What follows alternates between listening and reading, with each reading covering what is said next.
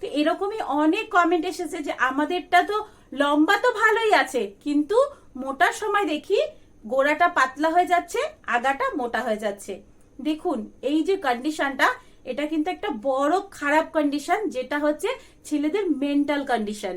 পৃথিবীতে যেমন বিভিন্ন ধরনের মানুষ আছে, রোগা, মোটা, পাতলা, ছোট, খাটো, সব রকমের মতনই কিন্তু এটাও একটা কন্ডিশন। তারা নিজেরাই জানে না তাদের পার্টটা কিরকম আছে। ছেলেদের কিন্তু অনেক রকমের শেপ থাকে, মেয়েদেরও যেমন সামনেরটার অনেক রকমের শেপ থাকে, ছেলেদেরও কিন্তু পিনটার অনেক রকমের শেপ থাকে।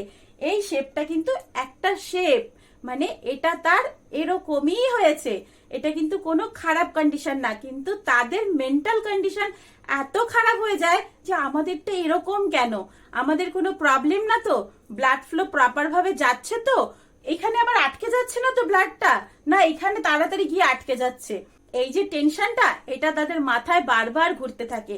টেনশন নেওয়ার কোনো দরকার নাই, এটা একটা শেপ, তো এটা নিয়ে কোনো টেনশনের ব্যাপার নেই, এটা একদম নর্মাল জিনিস।